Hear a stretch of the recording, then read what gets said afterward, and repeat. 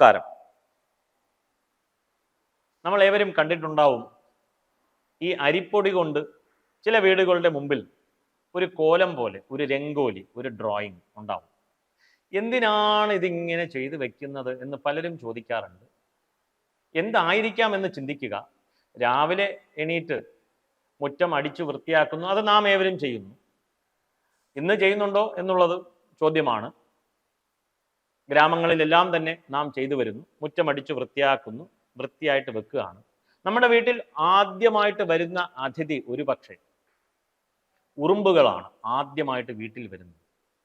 അവർക്ക് നമ്മൾ ആഹാരം കൊടുക്കണം. അപ്പോൾ ഇതിനെ എങ്ങനെ നമ്മളുടെ ഒരു സിസ്റ്റമാറ്റിക് ആയിട്ടുള്ള ഒരു ലൈഫ് സ്റ്റൈലിലേക്ക് ഇംപ്ലിമെൻ്റ് ചെയ്യാമെന്ന് ആചാര്യന്മാർ എല്ലാം തന്നെ തീരുമാനിച്ചു. കർണാടക, ആന്ധ്രാപ്രദേശ്, തമിഴ്നാട് ഭാഗങ്ങളിൽ എല്ലാവരുടെ വീട്ടിലും ഇന്ന ജാതി ഇന്ന വർണ്ണം എന്നുള്ള നിയമമൊന്നുമില്ല. അവിടെ വീടുകളിലെല്ലാം തന്നെ ഒരു രംഗോലി, കോലം വരയ്ക്കുകയാണ്. ഈ കോലം അരിപ്പൊടി കൊണ്ടാണ് ചെയ്യുന്നത്. ഈ അരിപ്പൊടി ഉറുമ്പുകൾക്ക് ഭക്ഷണമാണ്.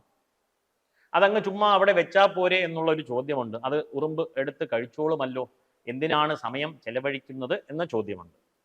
അവിടെ സ്ത്രീകൾക്ക് ഒരു യോഗ കൂടിയാണ്. ഒരു എൽ ഷേപ്പിൽ ഒരു 10 മിനിറ്റോളം നിന്നുകൊണ്ട് കോലം വരയ്ക്കുകയാണ്. എൽ ഷേപ്പിൽ നിന്നുകൊണ്ടാണ്. അതൊരു യോഗ പോസ്റ്ററാണ്. അവർക്ക് അടിവയറ് സംബന്ധമായിട്ടുള്ള അസുഖങ്ങൾ, നടുവ് സംബന്ധമായിട്ടുള്ള അസുഖങ്ങളെല്ലാം തന്നെ ആ യോഗ പോസ്റ്റർ കൊണ്ട് ഇല്ലാതാവും.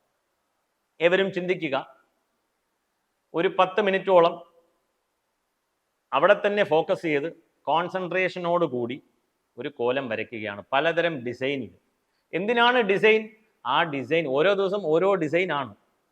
ആ ഡിസൈനിലേക്ക് ശ്രദ്ധ പോവുകയാണ്. ഡിസൈൻ ശ്രദ്ധിച്ച് നാം വരയ്ക്കുകയാണ്. നമ്മളിങ്ങനെ യോഗ ചെയ്യുന്നു എന്നുള്ള ഒരു ചിന്ത പോലുമില്ല. യോഗ ചെയ്യാൻ പറഞ്ഞാൽ 4 ദിവസം ചെയ്യും, 5-ാം ദിവസം ചെയ്യില്ല, ഉറപ്പാണ്. ഇനി ചിലർ ചെയ്യും, 365 ദിവസവും ചെയ്യും. ഭൂരിഭാഗം ജനങ്ങളും ചെയ്യത്തില്ല, റൊട്ടീൻ വരത്തില്ല. കാരണം നമ്മുടെ കൂടപ്പിറപ്പ് അലസതയാണ്. മനുഷ്യന്റെ കൂടപ്പിറപ്പ് അലസതയാണ്.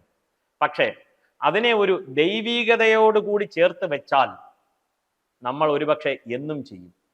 കോലം വരയ്ക്കുന്നത് മഹാലക്ഷ്മി വീട്ടിൽ വരും രാവിലെ എന്നുള്ള ഒരു ചിന്ത മനസ്സിലങ്ങ് വിതച്ചു.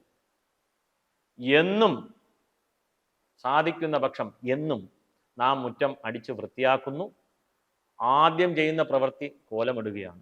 കണ്ടാൽ തന്നെ ഒരു ഭംഗിയാണ്.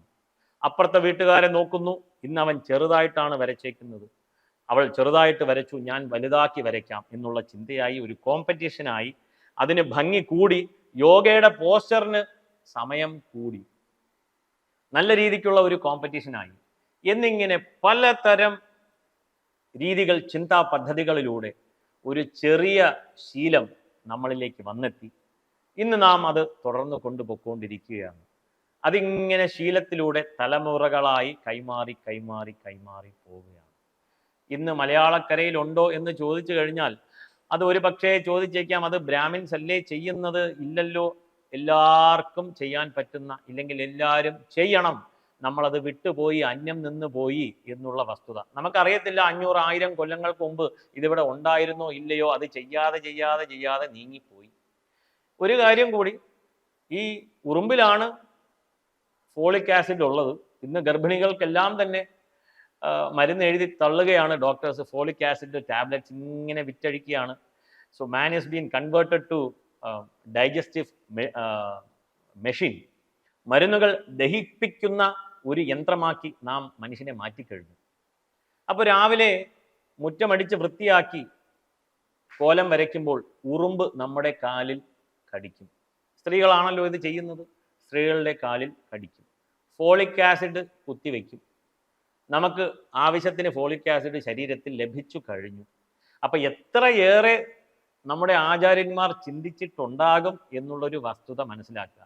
കാരണം ഇവിടെ ഒരു ഇൻഫർമേഷൻ പാസ് ചെയ്യുമ്പോൾ തന്നെ അപ്പോൾ അവൻ്റെ വായ അടയ്ക്കുവാനായിട്ട് ഇവനെ എങ്ങനെ വായ അടപ്പിക്കാം എന്നുള്ളൊരു ചിന്തയാണ്, ഒരു പ്രവണതയാണ് ഇപ്പോൾ നമ്മുടെ സമൂഹ മനസ്സിൽ കൂടി വരുന്ന പ്രവണതയാണ്. അവൻ്റെ വായ പറയുന്നതിന് മുന്നേ തന്നെ അവൻ്റെ വായ അടപ്പിക്കുക. ആ രീതിക്കുള്ള പ്രവണത വരും തലമുറയ്ക്ക് നാം കൈമാറുകയും ചെയ്യുകയാണ്. എന്തായാലും ശരി, ഈ കോലത്തിലുള്ള വിഷയം ഇത്രയൊക്കെ ഉണ്ട്. ഇനിയും ചില വിഷയങ്ങൾ ഉണ്ടായിരിക്കാം, നമുക്കറിയില്ല. എന്നിരുന്നാലും ആ ഒരു പ്രക്രിയ നമ്മെ സഹായിക്കുന്നു എന്ന് മാത്രം മനസ്സിലാക്കിക്കൊണ്ട് നിർത്തുന്നു. നമസ്കാരം.